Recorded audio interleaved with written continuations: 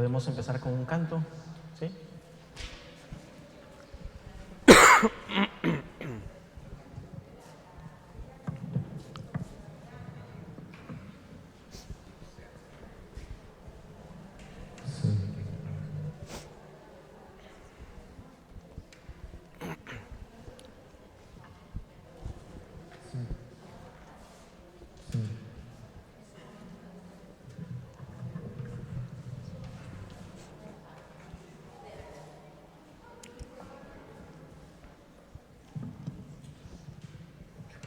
Bueno, vamos a continuar. Para los que están atrás, por favor, si ya pueden acercarse. Vamos a empezar con un canto y luego empezamos con el segundo tema.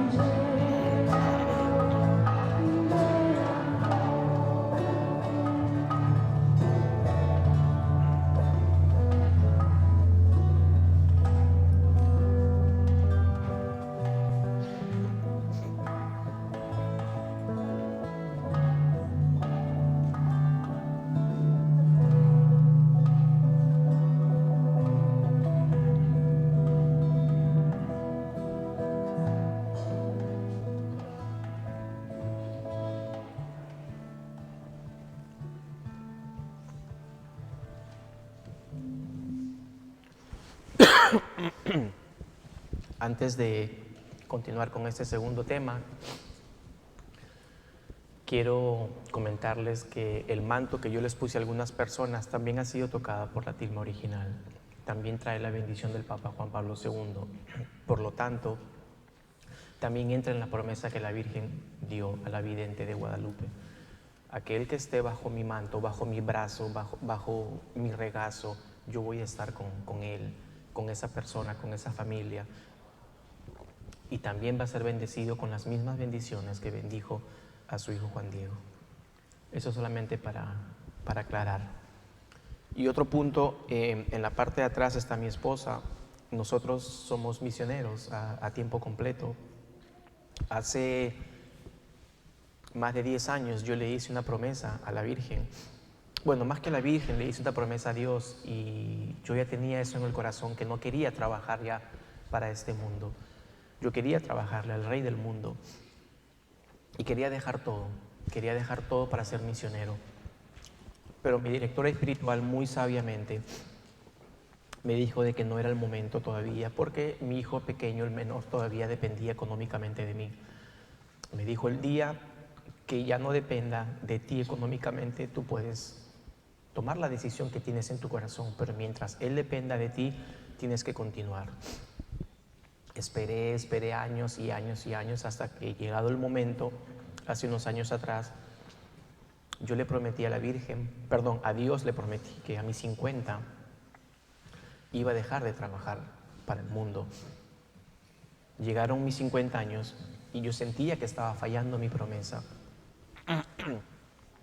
Pero ahí viene la obediencia, ¿verdad?, al director espiritual. Una persona que yo admiro mucho y respeto mucho me dijo: Gustavo, tú dijiste a tus 50, pero nunca dijiste cuando cumplas los 50 o un día antes de que termine tus 50 y pases a tener 51. Entonces todo ese año lo usé para meditar, para discernir. Llegué a cumplir 51 y pensé lo mismo, que ya le había fallado al Señor porque no había cumplido mi promesa, pero simplemente no era mi momento. Entendí que las cosas se dan en el tiempo de Dios y no en mi momento. Unos meses después dejé de trabajar. Ahora soy misionero a tiempo completo y voy a donde la Virgen me quiera llevar, a donde el Señor quiera que yo lleve el manto, a la palabra de su mamá, pues a ese lugar yo voy. A Dios gracias, hemos viajado por muchos lugares. Muchas veces me toca viajar solo y nos ayudamos con estos rosarios que mi esposa vende para la misión que hacemos. Así que los invito, esto es voluntario, aquí no obligamos a nadie, como les dije. El que quiera colaborar con esta obra, el que sienta eso en su corazón de colaborar con nosotros, pues créanme que va a ser muy bien recibido por nosotros. Bueno, cierro paréntesis, gracias. Antes de empezar este segundo tema, me tomó mucho tiempo desarrollar este tema. Yo iría meses escribir todo lo que les voy a compartir el día de hoy. Más aún con lo que ha estado pasando ahora último, con lo que se ha estado diciendo de la Virgen, que sí es, que sí no es, que colaboró con su hijo, que no colaboró, y etcétera, etcétera. Entonces, con mayor motivo, quise escribir algo sin atacar a nadie, pero al mismo tiempo defendiéndola a ella, ¿no? Entonces, se lo pedí mucho a ella. Esa es la primera vez que voy a dar este tema y ustedes van a ser los primeros en escuchar este tema. Se lo pedí mucho a ella si era el momento de dar este tema, y pues me puso en el corazón que sí. Así que este tema que les voy a compartir, me imagino que ustedes han escuchado mucho hablar de este tema. Se llama El triunfo del Inmaculado Corazón de María. ¿Se han escuchado, verdad, hablar de ese tema? ¿Sí? Al final, mi Inmaculado Corazón triunfará. Al final, mi Inmaculado Corazón triunfará. Entrando ya pues en este tema, quiero comentarles qué significa para mí. Ese es el punto de este tema. ¿Qué significa para mí el triunfo del corazón inmaculado de María? Pero antes de hablar de ese triunfo, pues hay que definir lo que significa la palabra triunfo, ¿verdad? La palabra triunfo viene del verbo triunfar. Y triunfar, pues significa ganar algo, ¿cierto? Ganar algo.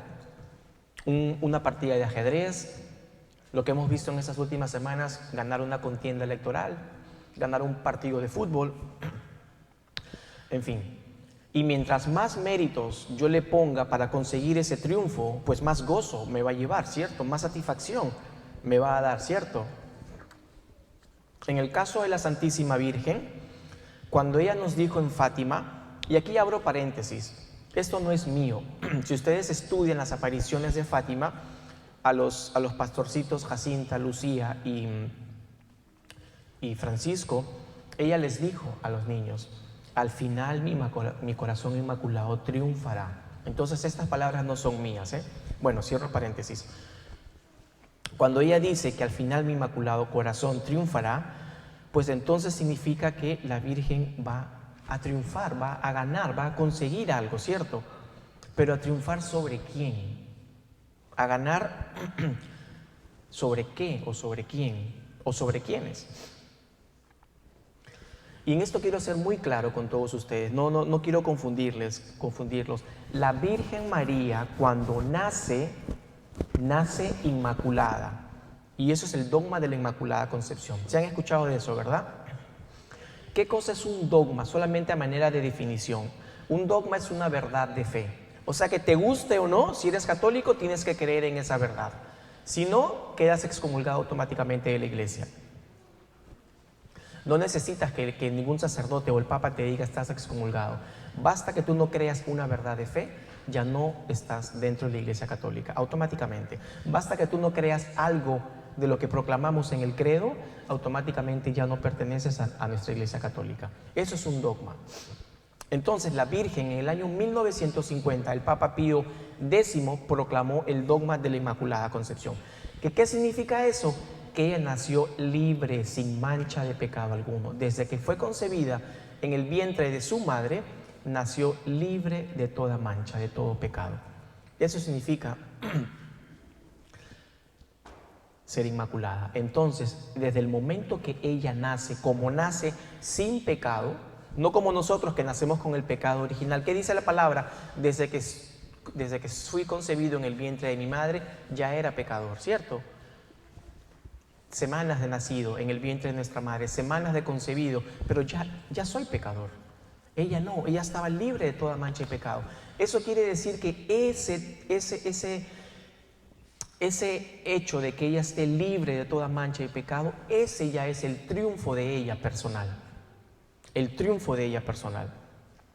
Pero cuando ella dice en Fátima, al final mi corazón inmaculado triunfará, eso quiere decir que ella quiere triunfar con nosotros que somos sus hijos. Porque de manera personal, ya lo dijimos, ella al nacer sin pecado, ella ya triunfó sobre el pecado. Ya le pisó la cabeza a Satanás, a la serpiente antigua del Génesis. Pero lo que quiere hacer ahora ella es triunfar con nosotros, triunfar en nosotros que somos sus hijos. Entonces, ¿qué significa ese triunfo de ella? Significa que nos consagremos a su corazón inmaculado. ¿Y qué significa consagrarse? Significa entregarlo todo a ella. Todo, nuestra vida, todo lo que tenemos, nuestras familias, nuestros hijos, nuestros corazones, nuestros problemas, todo entregárselo a ella. Ese triunfo del corazón inmaculado de María significa el triunfo de la misericordia de su Hijo. Eso significa. El triunfo del corazón inmaculado de María significa el triunfo de la misericordia de su Hijo. Por eso es que María y Jesús siempre están juntos. En toda la historia de la humanidad siempre están juntos, madre e hijo. Hijo y madre nunca se han separado. Por eso decimos, y escúchenme bien lo que les voy a decir, ambos nos han rescatado del pecado, ambos. Lógicamente, Jesús en forma directa, personal y absoluta, ¿cierto? Claro, Él es el Todopoderoso, ¿sí? Él es el Todopoderoso. Pero ¿y María? ¿Y María? María en colaboración con su Hijo, en dependencia total con su Hijo. Porque ella solita no lo puede hacer, ella es criatura, ella solita no lo puede. Pero cuando se junta con su Hijo, ella puede absolutamente todo, todo. Por eso decimos, Cristo nos redime con todo su poder, porque Él es verdaderamente hombre y verdaderamente Dios, y porque su persona es divina, y porque todo lo que hace Cristo tiene un valor infinito. Pero cuando María se le une, ella toma parte de esta acción. ¿Y a qué acción me estoy refiriendo? A la redención del hombre. Ella toma parte, nos guste o no, le guste a quien le guste, lo reconozca o no lo reconozca, ella toma parte de esta acción. Y lo quiero dejar bien claro. ella toma parte de esta acción de la redención del hombre. María, por supuesto que participa. Tiene un poder enorme sobre su hijo, y eso se ve reflejado en las bodas de Caná, donde María, que es criatura pura, ejerce de alguna manera y pide la intercesión de su hijo, pide la colaboración de su hijo, pide la intervención de su hijo, y ella ejerce una autoridad sobre su hijo. ¿Qué pasó en las bodas de Caná? Me imagino que ustedes han leído mucho este párrafo, ¿verdad? ¿Sí? ¿Dónde se encuentra? ¿En qué libro? Juan. ¿Qué capítulo? Bueno, se los dejo de tarea. Falta el vino. Y María se acerca donde su hijo y le dice: Jesús, hijo, se acabó el vino. ¿Y qué dice Jesús? No dice madre, mujer, a ti y a mí, ¿qué nos importa? Se acabó el vino, Jesús. Ejerce la autoridad sobre su hijo. Se acabó el vino, Jesús. Los hermanos separados dicen, ¿ves? Yo he hablado con muchos hermanos separados de esto y dicen, ni como mamá la respeta porque le dice mujer. Lo que ellos no saben es lo que yo les voy a explicar en este momento. ¿A quién se le decía mujer en el Antiguo Testamento? ¿Alguien sabe? Antes de la llegada del Mesías, ¿a quién se le decía mujer? Era una expresión donde se enaltecía a la mujer, porque podía ser la mamá del Mesías, ¿sí? ¿Qué dice Génesis 3:15? Una mujer te aplastará la cabeza. Una mujer te aplastará la cabeza, Satanás, y a tu descendencia. Ojo, una mujer. Entonces, esa mujer que todo el Antiguo Testamento estaba esperando, podía ser la mamá del Mesías, ¿cierto?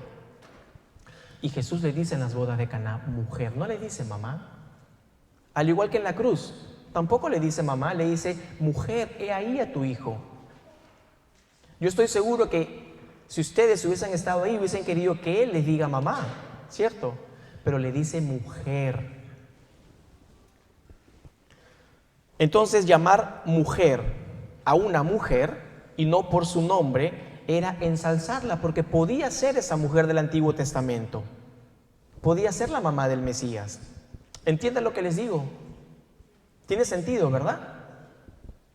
Entonces, cuando Jesús dice que tenemos que ver mujer, yo me imagino en ese momento a Jesús, pues como se conocían tan bien él con su mamá, yo me imagino que él mirándola a los ojos le decía, mamá, te voy a descubrir. Porque no le dijo mamá, le dijo mujer.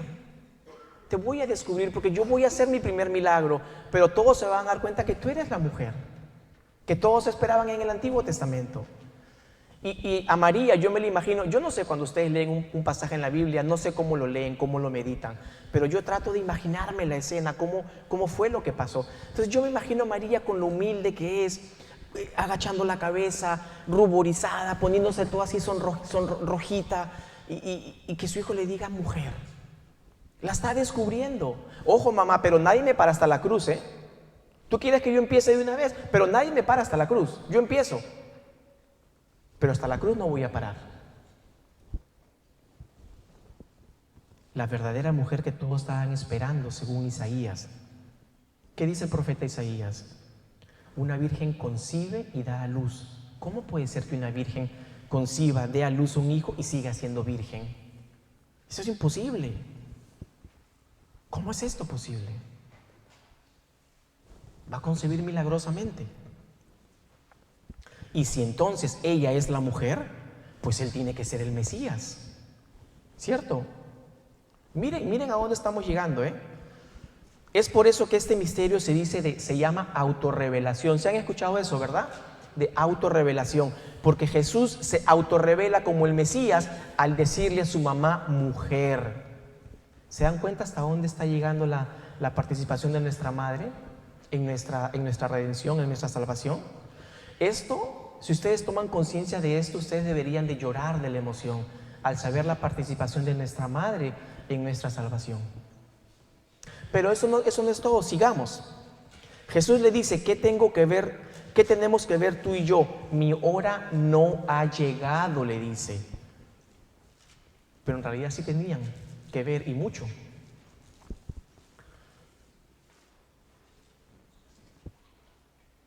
Jesús le está diciendo a María, Jesús le está dando a entender algo a María. ¿Y a qué me estoy refiriendo? María era quien iba a iniciar a Jesús en su vida pública.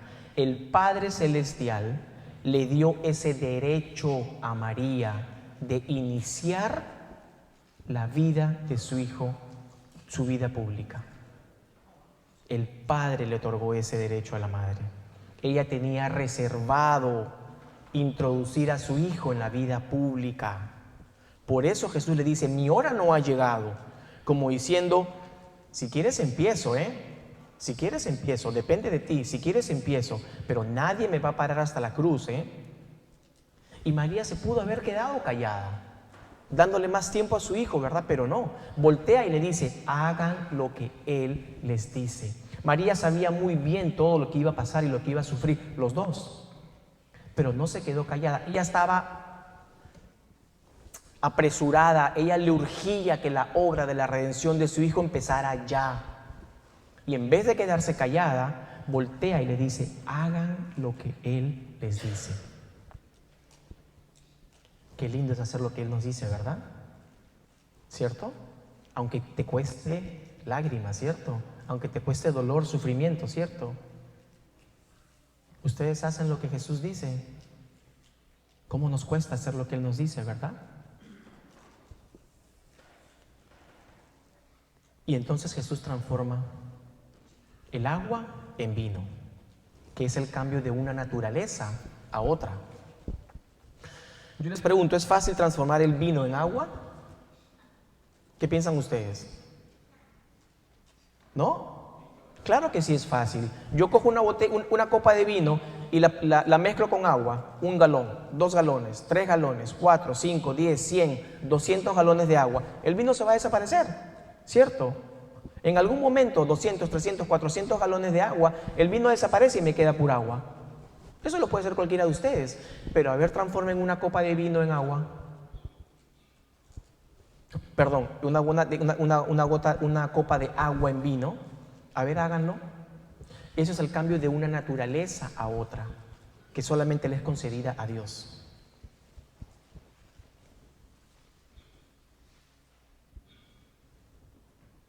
Ya no sé ni dónde iba. Ok.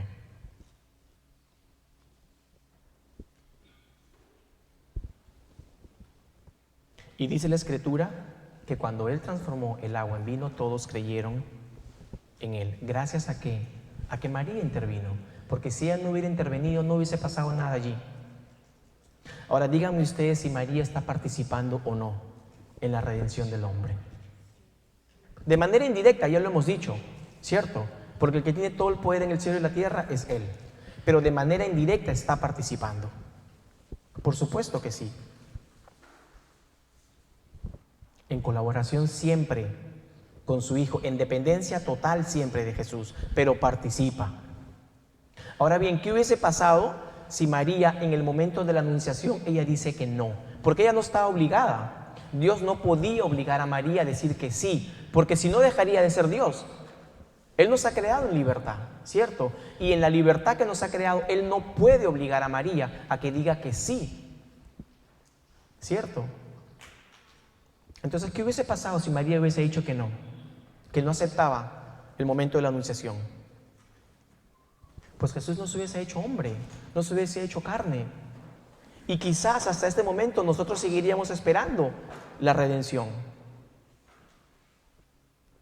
Eso no lo podemos saber.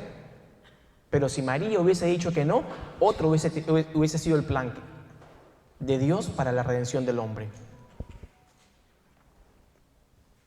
María, claro que está participando con su Hijo en la redención del hombre. No tengo dudas de eso.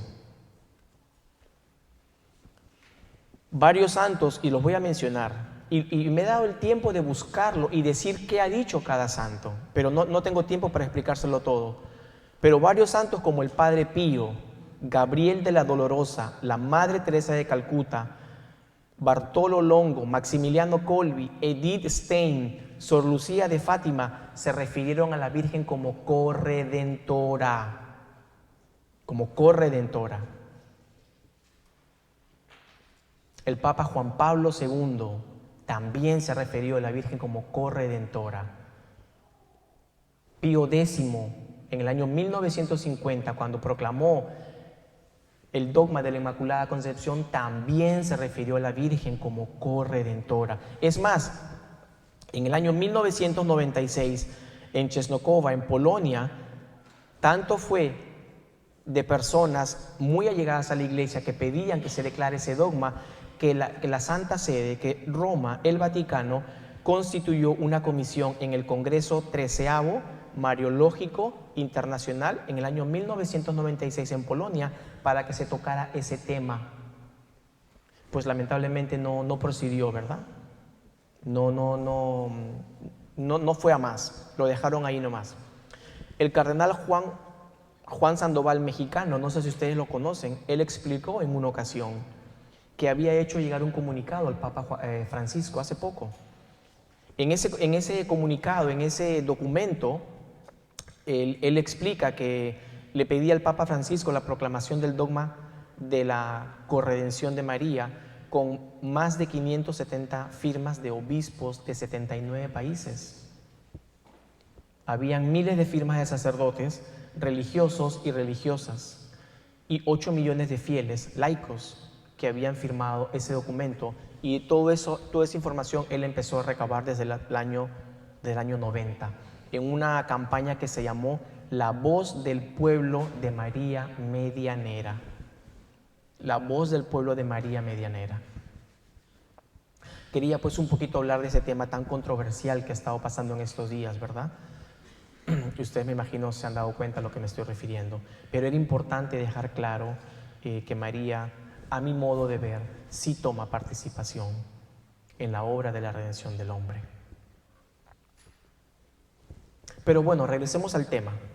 Estábamos hablando de que María ya triunfó sobre Satanás. Cuando nace Inmaculada, ella ya triunfó. Y lo que ella ahora quiere hacer es triunfar con nosotros, que somos sus hijos. Triunfar en nosotros. Ese es el triunfo del corazón inmaculado de María.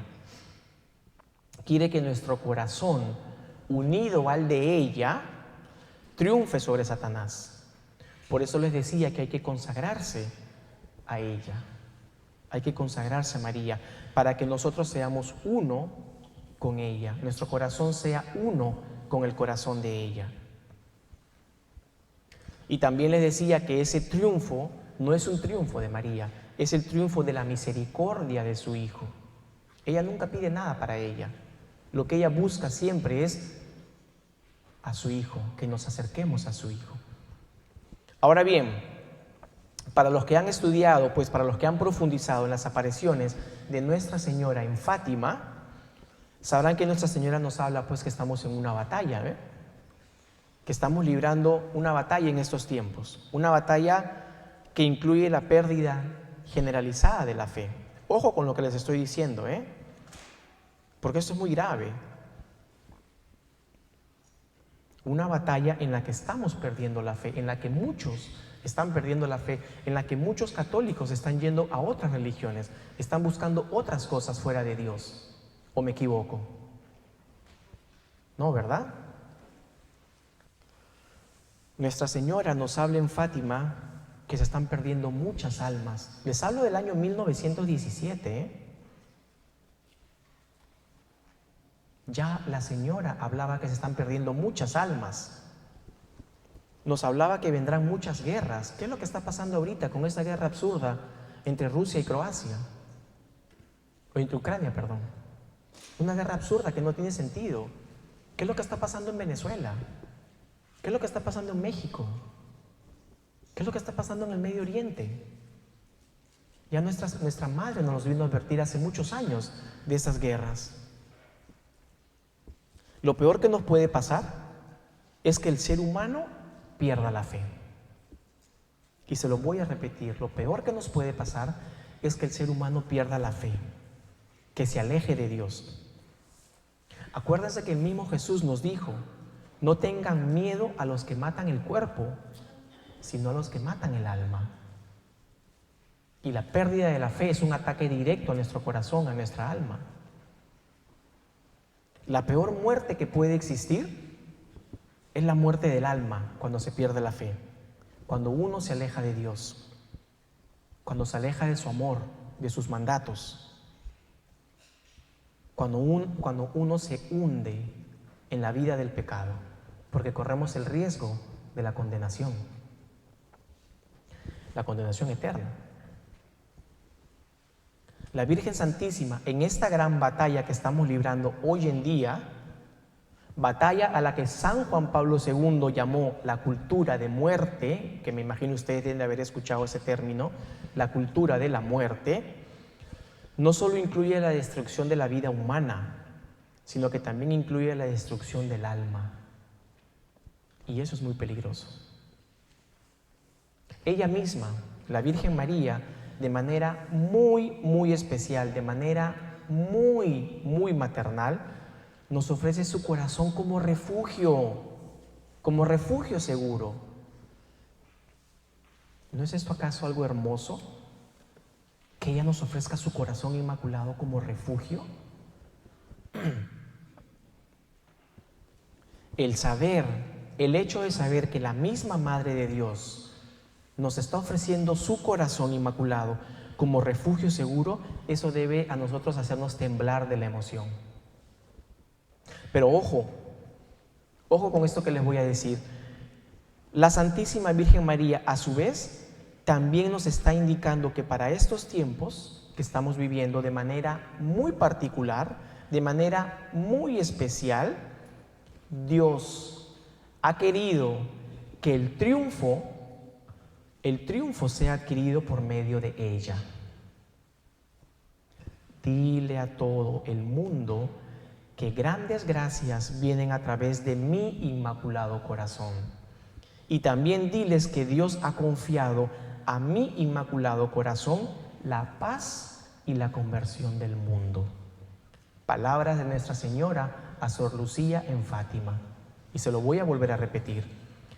Dile a todo el mundo que grandes gracias vienen a través de mi inmaculado corazón. O sea, vienen muchas cosas a través del corazón de María, y que ella quiere hacer su corazón uno con el de nosotros. ¿Cómo no nos va a emocionar de la emoción?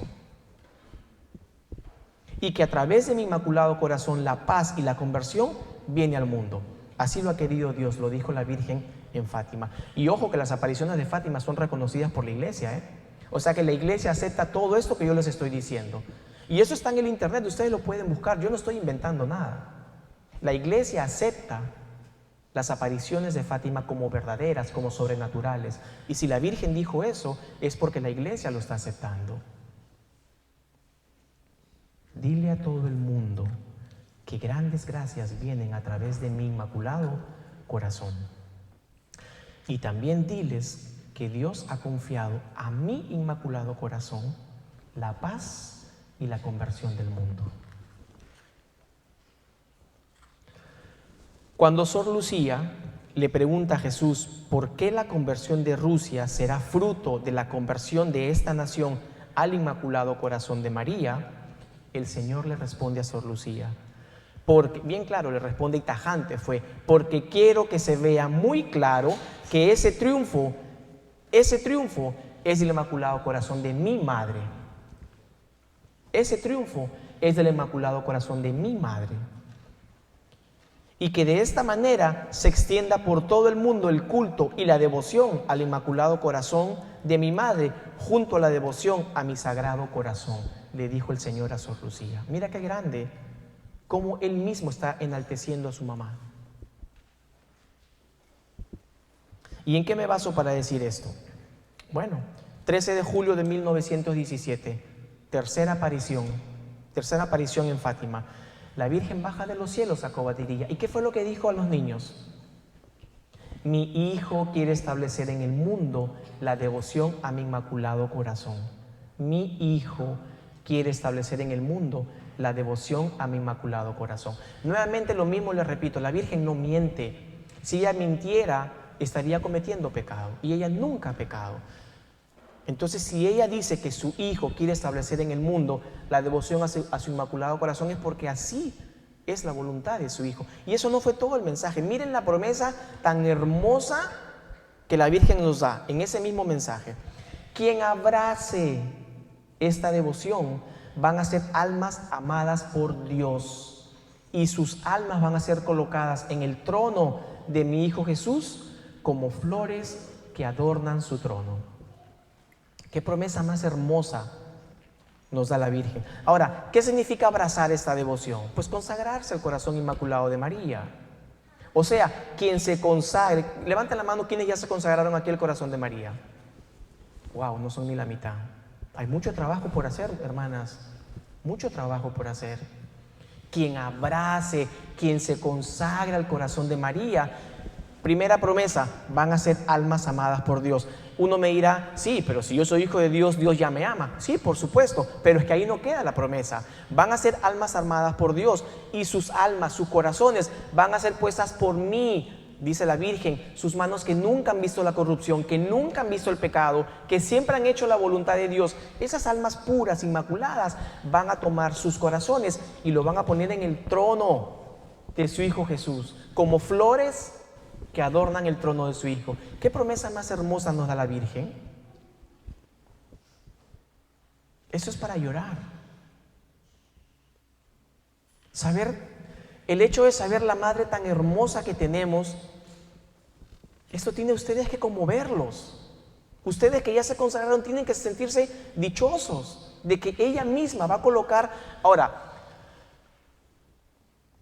ni los querubines, ni los serafines, ni los tronos, ni los potestades, ni los arcángeles que están allí en el trono de Dios, ni los patriarcas, ni San José y los patriarcas. Nadie es más grande que María. Nadie tiene más pureza que la Virgen. Y que ella con sus manos inmaculadas ponga nuestro corazón en el trono de su Hijo Jesús, eso tiene que estremecerlos de la emoción. Nadie supera en gracia y gloria a la Madre, nadie. Y que ella misma ponga nuestras almas en el trono de su Hijo Jesús, Dios mío, eso es algo muy, muy significativo. Ahora surge la pregunta, ¿por qué la Virgen María está en medio de esta batalla? ¿Por qué ella está en medio de esta lucha contra el mal? ¿Por qué ella? Bueno, desde el inicio de las Escrituras lo vemos en el Génesis 3:15. Se nos revela la enemistad y la batalla con Satanás, contra sus secuaces y contra sus obras. ¿Qué dice el Génesis?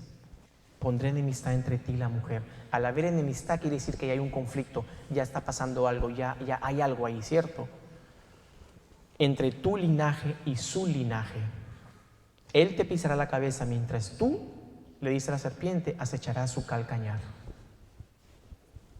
Esa mujer no podía ser Eva, porque Eva acababa de pecar. Y de cierto modo Eva tenía que ver con Satanás por el pecado. Por lo tanto, esa mujer tenía que ser otra mujer. Pondré enemistad entre ti y la mujer, entre su descendencia y tu descendencia, la descendencia de ella. La descendencia de la mujer le aplastará la cabeza a Satanás. ¿Quién es la descendencia directa de la mujer? Su hijo. Pero nosotros también somos sus hijos, ¿cierto? ¿Cierto? Nosotros también vamos a ayudar entonces en esta batalla. Por lo tanto, Eva no podía ser esa mujer. ¿Qué dice el libro del Apocalipsis? Ya les hablé del primer libro. Ahora, ¿qué dice el último libro de la palabra de Dios? Una gran señal apareció en el cielo, una mujer vestida del sol, con la luna bajo sus pies y una corona de 2 estrellas sobre su cabeza. Pero luego dice, apareció otra señal, un dragón rojo. Quiere devorar a su hijo en cuanto naciera. Y la mujer fue llevada al desierto. Ya les dije que fue para mí el desierto cuando fui la primera vez a México, ¿verdad? La mujer fue llevada al desierto, donde se le dieron las 2 alas grandes para volar al desierto. Ella está en México. Entonces, despechado contra la mujer, fue a hacerle la guerra. ¿A quién? A los hijos de la mujer, a los que guardan sus mandamientos, los mandamientos de Dios, a los que mantienen el testimonio de que Jesús está vivo. ¿Quién de aquí cumple los mandamientos de Dios? ¿Quién de aquí mantiene con sus actitudes, con su comportamiento, el testimonio de que Jesús está vivo? Todos, sin excepción, deberíamos hacerlo, todos. O sea que nosotros también somos hijos de Dios. Y es cierto, a nosotros también nos están persiguiendo. ¿Cierto? Como se pueden dar cuenta, la Santísima Virgen juega un papel importantísimo, vital, en esta batalla espiritual, desde que Luzbel decidió rebelarse. Cuando digo Luzbel, estoy hablando cuando él todavía estaba en el cielo, ¿verdad? Cuando Dios creó a Luzbel, ¿ustedes saben qué significa Luzbel? Para sorpresa de ustedes, significa estrella de la mañana. ¿Qué decimos en las letanías?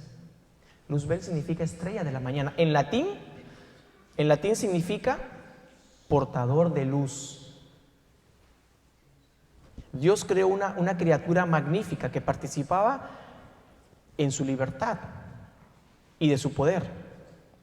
Y cuando Luzbel y sus ángeles se rebelaron ante aquel grito que dijo, no les serviré, cuando precisamente Dios anunció el misterio de la encarnación, que sería hombre y que nacería de una mujer, de una virgen, por el poder del Espíritu Santo,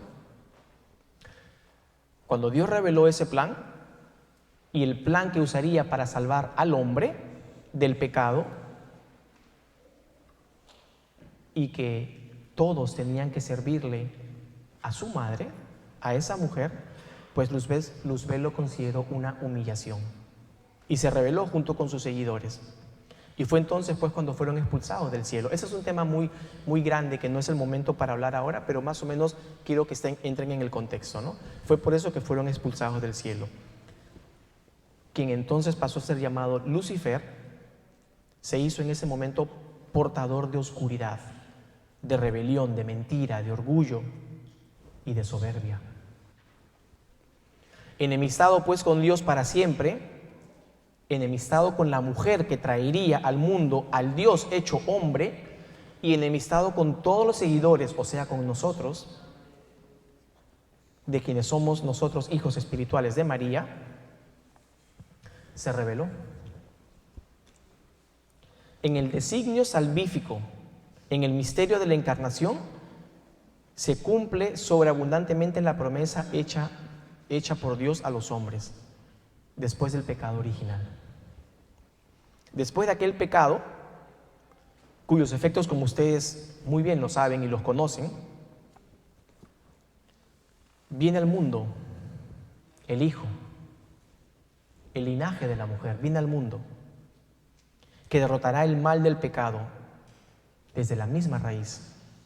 La victoria del Hijo de la mujer no sucederá. Ojo, la victoria de Jesús, la victoria del Hijo de la verdadera mujer, de la segunda Eva, no va a suceder sin una dura batalla que penetrará toda la historia de la humanidad. Y de eso creo que todos somos testigos. La enemistad anunciada en el comienzo desde el libro del Génesis es confirmada en el libro del Apocalipsis. María, pues, mis queridos hermanos, está situada en el centro mismo de esa enemistad, de esa batalla, de aquella lucha en la que nosotros somos parte. En la historia de la salvación, María es una señal de esperanza que anima a las almas y el camino de los cristianos. Y eso lo dice San Juan Pablo II. En la historia de la humanidad, les repito, dice Juan Pablo II, María es una señal de esperanza que anima a las almas en el camino de los cristianos. La Virgen Santísima es la respuesta de Dios a Lucifer. Ella es la nueva estrella de la mañana que nos trae nada más y nada menos la luz verdadera. Por eso decimos en las letanías, estrella de la mañana. Ella, así como ella es la nueva Eva, Ella es la nueva estrella de la mañana que nos trae la verdadera luz. Ella es la portadora de la salvación, la portadora de la palabra encarnada. Ella es la nueva arca de la alianza. Ella es la gran señal que apareció en el cielo vestida del sol. ¿Qué quiere decir? Revestida del sol. ¿De qué sol? ¿De qué luz? De la luz de Cristo, con la luna bajo sus pies. Y ya les dije en el primer tema que quién es la luna, ¿verdad? Satanás. Por eso está sobre sus pies, pisándola. Muestra que lo está derrotando, que lo está venciendo. Ella tiene autoridad, no lo duden. Ella tiene dominio sobre el tiempo, aunque ella no es patrona del tiempo. El tiempo lo controla su Hijo Jesús, pero ella tiene dominio sobre el tiempo. Ojo con lo que les estoy diciendo.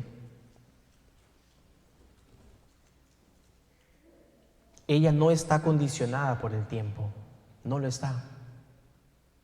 Ella tiene el poder que Dios le dio para aplastar las batallas que estamos luchando nosotros en estos tiempos. Dense cuenta de la grandeza de nuestra Madre. Dense cuenta de la grandeza de nuestra Madre. Ella está coronada, que significa que tiene el poder, que participa del poder de su Hijo. Antiguamente, cuando el rey usa la corona, ¿qué cosa usaba su mamá? ¿También usaba la corona la reina? Porque participa del reinado de su Hijo, ¿cierto? Es lo mismo con María. Si ella también trae la corona, es porque participa del reinado de su Hijo. No es un adorno lo que ella tiene. Ella participa. Simboliza, esa corona que ella tiene simboliza el triunfo de la iglesia en María. La respuesta de María: he aquí la esclava del Señor, hágase en mí según su palabra, en el gran misterio de la Anunciación, es la respuesta perfecta de María a esa respuesta de Lucifer: no le serviré. Lucifer en la eternidad dijo: no le serviré, y ahí es donde sale el grito: ¿quién como Dios? Nadie como Dios, ¿verdad? Pero la respuesta de María: he aquí la esclava del Señor, es la respuesta directa a ese no le voy a servir de Satanás. La respuesta de María es una oposición directa a Satanás. Analícenlo, piensen lo que les estoy diciendo. Esa respuesta de María es una oposición directa a Satanás, que lo único que busca es su gloria, su propia gloria, su autonomía. Es egoísta, lleno de odio el miserable, pero él no sabía, no contaba con la grandeza de nuestra Madre. Por la cooperación perfecta de María en el plan salvífico de Dios, desde la Anunciación hasta la cruz, ella con su fiat, con su sí, ella participa en ese aplastar la cabeza de Satanás. Ese fiat es encantador, es maravilloso. Sin ese sí de María, Jesús no se hubiese hecho hombre. Sin ese sí de María, Jesús no se hubiese quedado en lo que vamos a ver en unos minutos más, el Santísimo. Por eso ella es la madre de la Eucaristía. Vean cuán hermoso es ese sí de María, ese fiat, ese sí de María. La raíz de esta batalla, hermanos, que nosotros estamos librando, que el mundo entero está librando, es el pecado.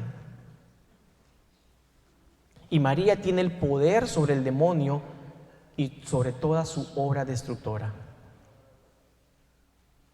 Ella, como les dije, al haber nacido inmaculada, en virtud de la futura redención de su Hijo,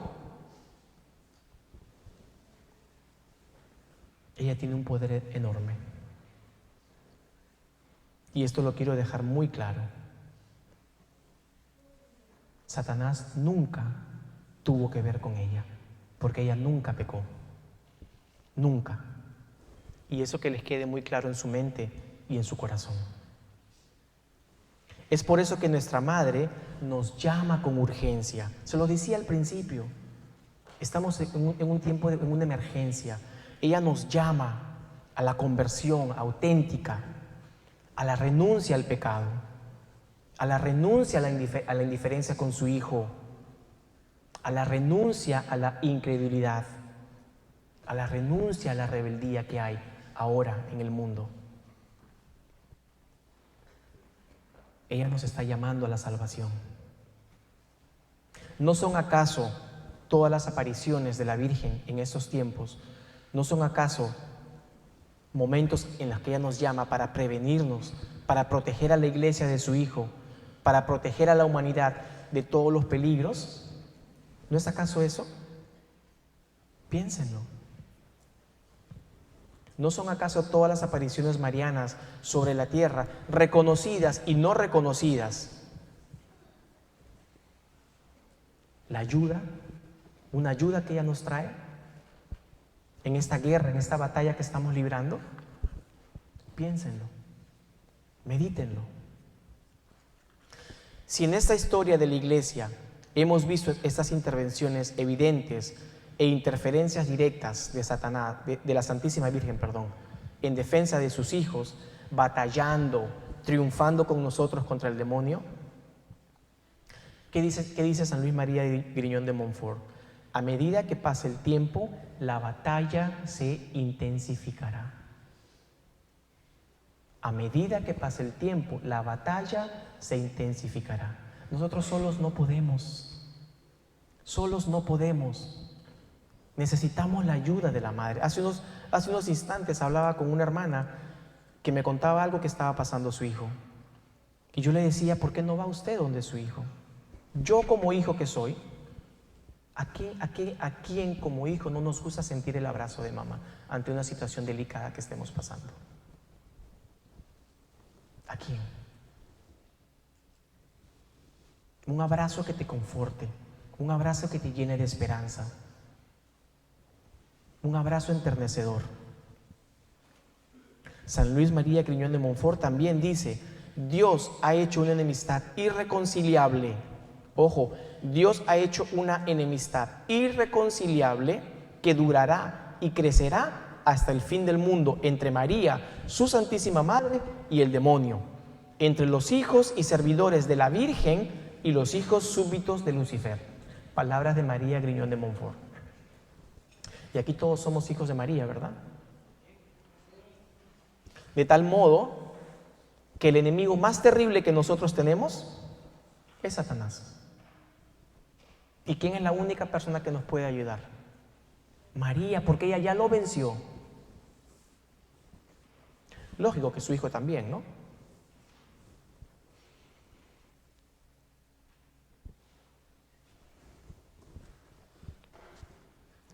¿Por qué el enemigo más terrible que ha suscitado Dios contra Satanás es la Virgen María? ¿Por qué?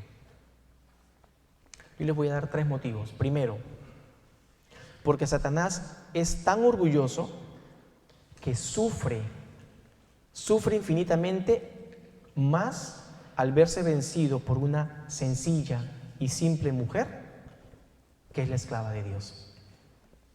La humildad de la Virgen María lo humilla más a él que el mismo poder de Dios. Segundo motivo, porque Dios así lo ha querido. Le ha concedido a María un poder grande contra los demonios. Yo no sé si ustedes en alguna oportunidad han hablado con algún sacerdote exorcista. Yo sí, con 2. Y ellos me cuentan que en los exorcismos ellos invocan mucho a la Virgen María. Y el demonio pega unos gritos tremendos cuando María es invocada. Incluso pegan unos gritos más fuertes y terribles que cuando tienen la misma presencia de Jesús de Eucaristía, por el terror que él le tiene a la Virgen, porque la humilla.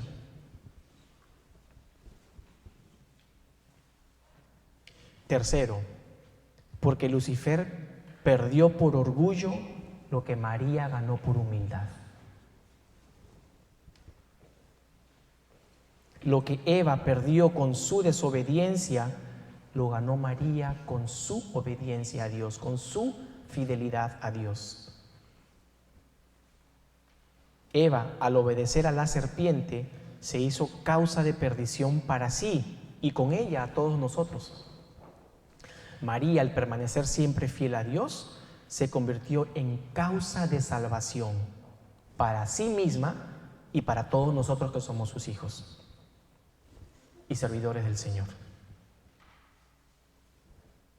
María pues descubrirá siempre la malicia infernal de la serpiente y sus trampas.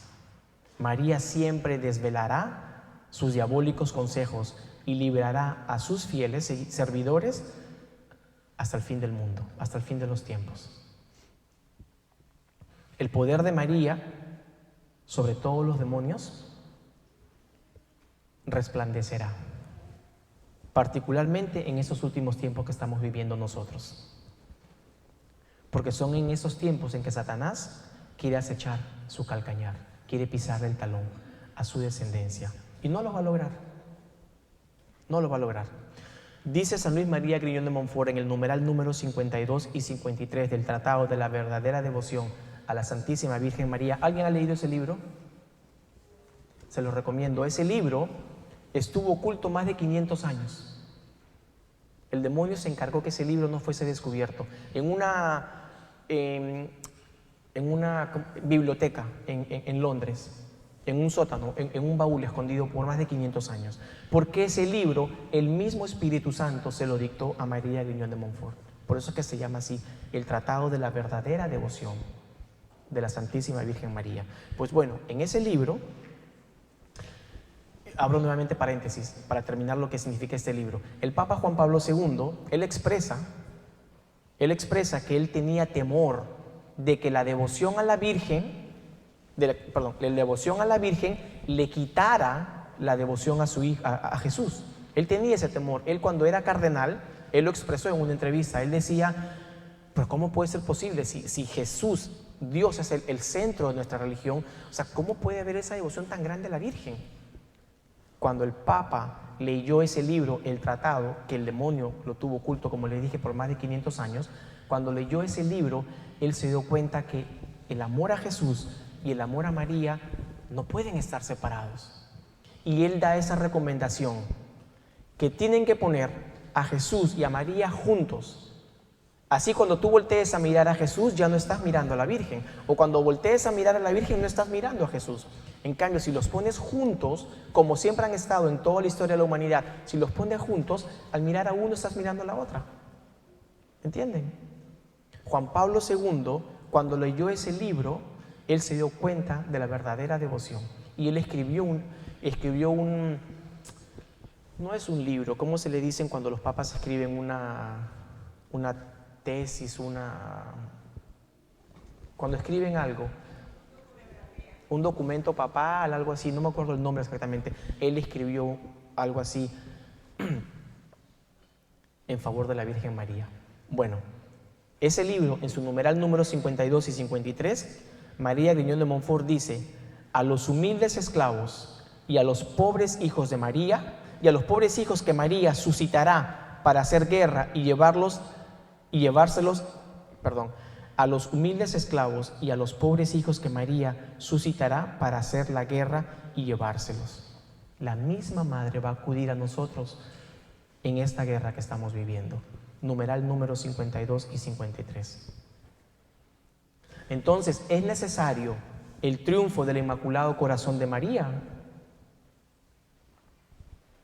Satanás, que es el príncipe de este mundo, al ser un ángel poderoso, por supuesto que tiene poder sobre la sociedad, sobre las naciones, por supuesto que tiene poder. Y ese poder fue roto por el mismo Jesús, por la muerte y la resurrección de nuestro Señor. Y esa salvación está disponible para todos, para todos. Tenemos la victoria en Cristo, pero la batalla es dura. Hay que luchar para conseguir la victoria. Y esa lucha continúa de generación en generación, hasta los últimos tiempos. Es precisamente en esa batalla que la humanidad hoy está librando, que los hijos de Dios que la Iglesia tiene contra Satanás y sus secuaces, en que la Virgen María viene a nuestro auxilio. viene como capitana de las grandes batallas de Dios. Viene a ayudarnos a alcanzar la victoria que en el corazón de ella es plena, total y absoluta. Regreso nuevamente a Fátima, 13 de julio de 1917. La Santísima Virgen María les enseña a los pastorcitos el infierno. ¿Se han escuchado, verdad? Les enseña el infierno. ¿Qué es lo que dice la madre? Visitáis el infierno, han visto el infierno a donde las almas de los pobres pecadores van. Para salvarlos, y aquí viene, ojo, que ella da la solución. Para salvar a los pobres pecadores de ese camino al infierno, Dios quiere establecer en el mundo la devoción a mi Inmaculado Corazón. Si hacen lo que les voy a decir, se salvarán muchas almas y tendrán paz. Si no, habrán guerras, hambre, persecución a la Iglesia y el Santo Padre. Para impedirla, vendré a pedir la consagración de Rusia a mi Inmaculado Corazón y la comunión reparadora de los primeros sábados. Continúa diciendo la madre: si se atienden mis deseos, Rusia se convertirá y habrá paz. Si no, esparcirá sus errores por todo el mundo, promoviendo guerras y persecuciones contra la Iglesia. Los buenos serán martirizados y el Santo Padre tendrá que sufrir. Varias naciones serán aniquiladas. Les estoy hablando del secreto de Fátima.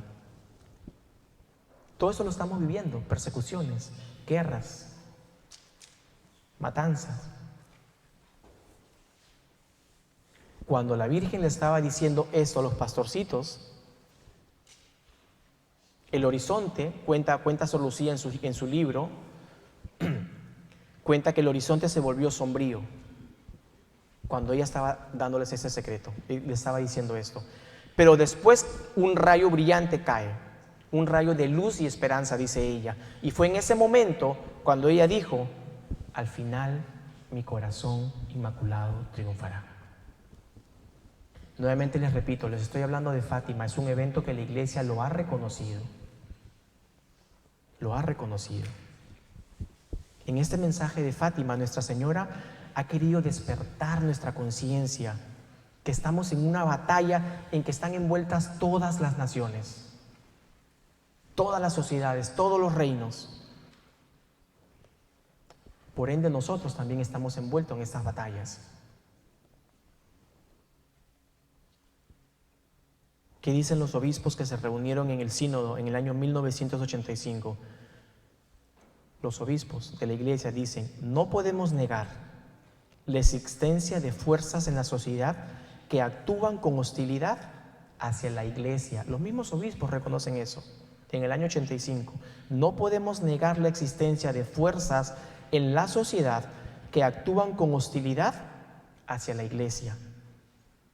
Todas estas cosas manifiestan la obra sutil del príncipe de este mundo. Ya sabemos quién es el príncipe de este mundo, ¿verdad?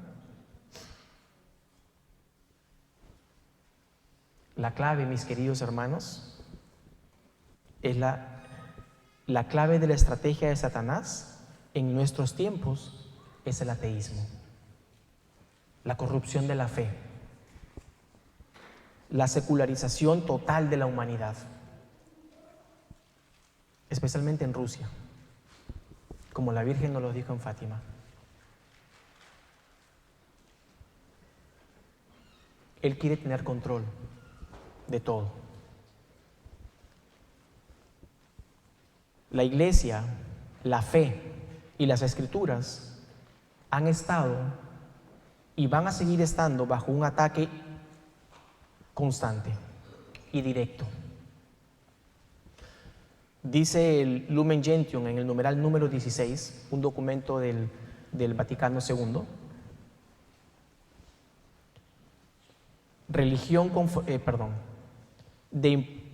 de imposturas religiosas, de falsos conceptos de la religión, falsos conceptos de la iglesia.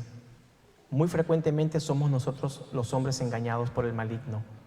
Se hicieron necios en su razonamiento y cambiaron la verdad por la mentira, sirviendo la Escritura en lugar de servir al Creador. Concilio Vaticano II es este documento, el Lumen Gentium.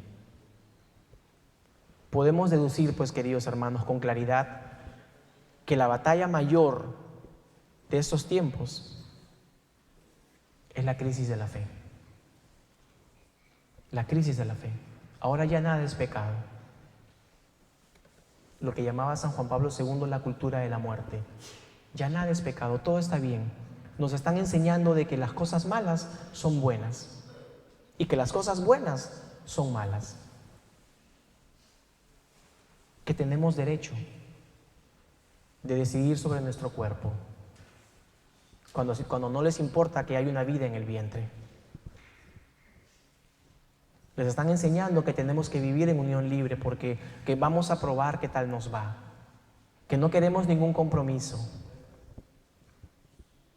Un ataque directo a la fe. Tenemos una crisis de fe muy profunda en estos tiempos, en esta generación, muy profunda, porque no se cree ya ni en Dios ni en su palabra. Existe hoy en día una gran falta de obediencia a Dios y a sus mandamientos. El Papa Juan Pablo II, en una carta apostólica, decía: a medida que se acerque el tercer milenio, o sea, el que estamos viviendo nosotros, de hecho, no se puede negar que la vida espiritual atraviesa en muchos cristianos un momento de incertidumbre que afecta no solo su vida moral, ojo, no solo su vida moral, sino incluso la oración y a la misma rectitud teologal de la fe. Es un ataque directamente a nuestra fe. Está ya probado por el careo con nuestro tiempo que estamos desorientados. Tenemos una postura errónea ante la teología y que esto se difunde incluso en el mismo magisterio de la Iglesia. Esto lo encontramos en el numeral número 36. Puño y letra del Papa Juan Pablo II. Él reconoce que el magisterio de la Iglesia también ya se ha dejado influenciar. Búsquelo en internet, Carta Apostólica del Papa Juan Pablo II. La carta apostólica se llama A medida que se acerca el tercer milenio. Los tiempos que estamos viviendo nosotros. Todo lo que yo les estoy diciendo, les estoy dando pruebas, para que ustedes lo puedan buscar en internet. Esto no es cosa mía. Estoy repitiendo y estoy citando a personas como San Juan Pablo II, como a María Griñón de Montfort, y estoy citando también al Concilio Vaticano II.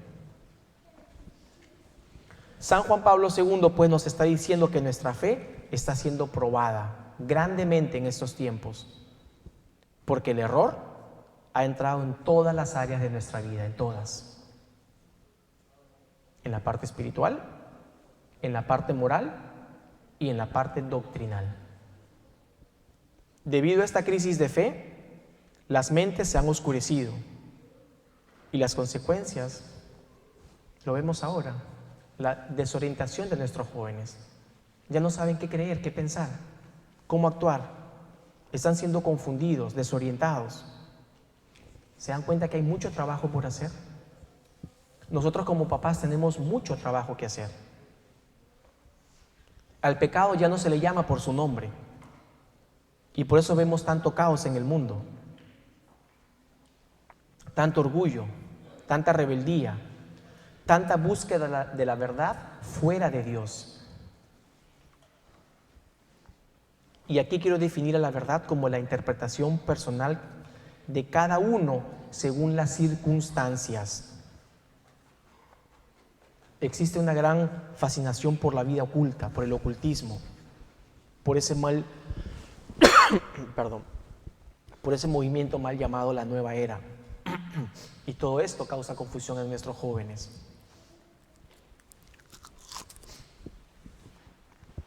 Por eso,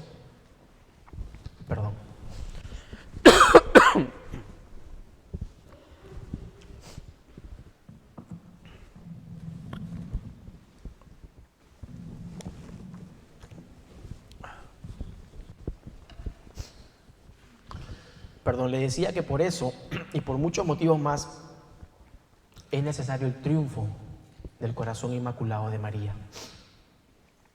Porque cuando la iglesia libra una batalla, como la que estamos librando en estos tiempos, la Madre viene en nuestro auxilio. ¿No le dijo a San Juan Diego? ¿Qué te preocupas? ¿No soy yo aquí que soy tu madre? Ella está con nosotros. La Madre viene a socorrernos, viene a llevarnos al desierto, aquel desierto de Apocalipsis 12. Viene a escondernos en su inmaculado corazón, viene a alimentarnos con su fe, con su amor de madre, nos viene a proteger, formándonos con su mediación maternal, con sus enseñanzas, con sus direcciones, con sus consejos. Viene a protegernos, eso está bien claro. Y también viene a cuidarnos del maligno, a defendernos en esta guerra infernal. No tengas miedo, dice nuestra Madre. Mi inmaculado corazón será tu refugio y tu camino seguro para llegar a Dios. Le dijo a Sor Lucía en Fátima. Hoy, en las batallas que ustedes están pasando, mis queridos hermanos, la Virgen te viene aquí a decirte lo mismo. No tengas miedo. Sea lo que estés pasando, no tengas miedo. Mi inmaculado corazón será tu refugio y el camino seguro para que llegues a Dios. La Virgen se encargó de decirle a Lucía que hoy nos representa a todos nosotros, porque todos tenemos batallas, todos tenemos luchas. Y ella quiere que tú te vayas con este mensaje esta tarde. Mi inmaculado corazón será tu refugio y tu camino seguro para llegar a Dios. Es evidente, pues, que en estos tiempos se puede decir de forma tajante y de forma urgente que es necesario una poderosa intervención de la Santísima Virgen María sobre el mal. El triunfo del Inmaculado Corazón de María, que no es nada más y nada menos, como lo dije, el triunfo de la gracia sobre el pecado. El triunfo de la luz sobre las tinieblas. El triunfo de la verdad sobre la mentira. El triunfo de la santidad sobre la corrupción. El triunfo de la paz sobre la guerra, sobre la violencia, sobre la maldad.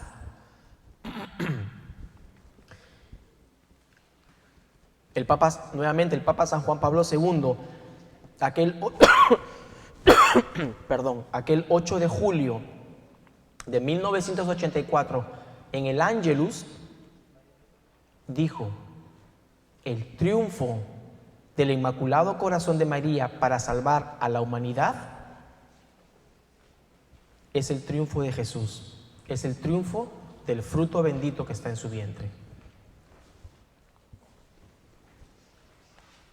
El cardenal Augusto Holland, antes de morir, dijo: la victoria, si llega, llegará por medio de María. Un cardenal, si la victoria llega, llegará por medio de María. Nuevamente el Papa Juan Pablo II, al ser elegido Papa, dijo: llevo en mi corazón, una gran convicción. 2 puntos. La victoria, si llega, será alcanzada por María. Cristo vencerá por medio de ella, porque Él quiere que la victoria de la Iglesia en el mundo contemporáneo, gracias hermano, y en el mundo futuro estén unidas a María. Y esto lo vemos cruzando el umbral de la esperanza. Un escrito del Papa Juan Pablo II en la página número 236. Les estoy dando todas las pruebas, Me he tomado el tiempo de investigar cada cosita que les estoy diciendo para que ustedes tengan la prueba que esto no son cosas mías. Página 236. También el Papa Juan Pablo dijo: el triunfo del Inmaculado Corazón es también el triunfo de la Iglesia, porque traerá la nueva primavera de la Iglesia. ¿Qué es la nueva primavera? los nuevos tiempos que vamos a vivir. El tiempo de gracia que se le va a dar al mundo, ese tiempo de paz que se le va a dar al mundo, esa es la nueva primavera. Y lo dijo el Papa San Juan Pablo II.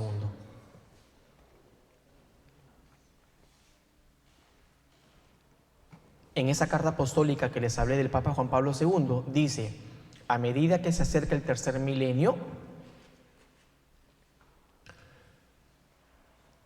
resurgir la fe brillará en la iglesia. Cuando resurja la fe, va a brillar la iglesia. Y ese será el triunfo del corazón de Cristo. ¿En qué consiste pues este triunfo? Estamos hablando hace ya más de una hora de este triunfo. ¿En qué consiste ese triunfo? La reconquista espiritual de este mundo. Digo la reconquista porque el mundo está perdido, el mundo está patas arriba, ustedes lo saben, no tengo que explicárselo, ¿cierto? El mundo está patas arriba. Entonces, la reconquista de este mundo, o sea, que nuestros corazones regresen a Jesús, que le vuelvan a pertenecer a Él y al corazón inmaculado de María, es el camino seguro y perfecto para llegar al corazón de Cristo. María, como madre nuestra que es, quiere hacer todo lo posible para que nosotros regresemos al camino de su Hijo. Nos quiere llevar a Él para revelarnos al único Salvador y verdadero Señor. Ella quiere enseñarnos el camino que nosotros hemos perdido por desobediencia. El camino del amor, el camino de la fe, de la conversión, la vida de los sacramentos, de los valores morales, de los valores familiares, de la obediencia, de la fidelidad a Dios y a sus mandamientos. Ese es el camino que la Madre nos quiere enseñar. A eso ha venido ella, a enseñarnos ese camino que hemos perdido, que esta generación ha perdido. La Inmaculada, dice San Maximiliano Kolbe, ese gran santo tan exquisito que tenemos en la iglesia. Él dice: la Inmaculada quiere conquistar el mundo entero y a cada individuo para así devolvernos a Dios. Es por ello que debemos reconocerla por lo que ella verdaderamente es y someternos a ella y a su reinado, el cual es todo amor y ternura. Qué bello, ¿verdad? San Maximiliano Kolbe. Siempre, mis queridos hermanos, siempre debemos pensar en el triunfo de la Virgen en términos de destrucción del pecado, de sus estructuras y de las consecuencias del pecado, que todos estamos viviendo, sin excepción. Precisamente se trata del triunfo del corazón inmaculado, porque estas batallas se libran en el corazón. No es una batalla en la que vamos a salir a enfrentarnos hombre a hombre, cuerpo a cuerpo, no. Es una batalla que se libra en el corazón y en la mente. Corazón que ha sido endurecido. Corazón que se ha alejado en muchos casos de Dios y de la verdad. Y que le ha dado cabida a la oscuridad, al pecado, al mundo, a la carne, al demonio. La Santísima Virgen María, en cuyo corazón se vive en plenitud el triunfo del Redentor, nos quiere hacer partícipes de esta victoria, manifestando a cada uno de nosotros y a las naciones enteras el triunfo de su corazón, el triunfo de la gracia sobre el pecado, el triunfo del amor sobre el egoísmo, el triunfo de la paz sobre la violencia, el triunfo de la fe renovada por el Espíritu Santo sobre el ateísmo, el triunfo de la amorosa devoción sobre la indiferencia, sobre la frialdad que tenemos muchos, el triunfo de la verdad, de la revelación sobre la mentira, sobre las herejías y la falsa religión. ¿Cómo se hará este triunfo entonces? ¿Cuáles son los medios? Nuevamente, San Juan Pablo II, el año 2000. Las palabras de Fátima con el fin de siglo, hablo del año 2000, ¿no? El cambio de siglo. parecen acercarse a este cumplimiento, decía San Juan Pablo II. Las palabras de Fátima con el fin de siglo parecen acercarnos ya a este cumplimiento. Este triunfo va abriéndose paso a través de los diversos actos significativos que se realizan a través de la historia, a través de nuestra respuesta fiel, nuestra obediencia a las peticiones de nuestra Madre. Además, este triunfo se hará por el sacrificio de los apóstoles de los tiempos modernos. Y ustedes están llamados a ser apóstoles de estos tiempos, de los nuevos tiempos.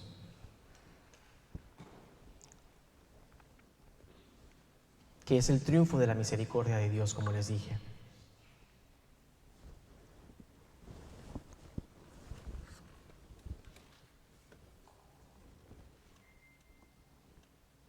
Hemos visto, pues, ya para ir terminando, porque se nos pasa la hora, hemos visto, pues, cómo el fruto de la consagración del mundo y de Rusia, en su momento lo hizo el Papa Juan Pablo II y también el Papa Francisco. Hemos visto, pues, cuando se consagró el mundo, cómo cayó la Unión de Repúblicas Socialistas Soviéticas. Hemos visto cómo cayó el muro de Berlín. Hemos visto cómo cayó la Yugoslavia, el nazismo. Hemos visto cómo cayó el comunismo. Estoy consciente que el espíritu detrás del comunismo no está muerto, dijo el Papa. Estoy consciente que el espíritu detrás del comunismo no está muerto y se corre el peligro de reemplazar el marxismo con otra forma de ateísmo que, exaltando la libertad, tiende a destruir las raíces de la moralidad humana y cristiana. Las nuevas condiciones de los pueblos y de la Iglesia son todavía peligrosas e inestables. Por eso, Madre, dice el Papa, revela tu amor a cada uno de tus hijos y a las naciones, pues te necesitamos. Esto quiere decir que el Santo Papa, ¿qué quiere decir esto el Papa Juan Pablo II? Que la Santísima Virgen ha logrado ya la primera etapa de la batalla, que fue derrumbar aquel sistema, aquel comunismo, aquel poder político que ejercía sobre el mundo. Pero todavía hay muchos muros por derrumbar. ¿Qué tenemos en nuestro corazón? ¿Cuánta frialdad tenemos en nuestro corazón? ¿Cuánta indiferencia nos cargamos en nuestro corazón? Todavía hay muchos muros por derrumbar. Hay muchas batallas por librar. La actual crisis del mundo y la crisis interna que también tiene la Iglesia, en el fondo podrán de manifiesto una gran vida oculta a los ojos. El fruto de este triunfo del corazón de María será una era de paz. ¿Por qué una era de paz? Porque al triunfar su corazón, ella, que es la reina de la paz, nos hará partícipes de la paz que en su corazón vive.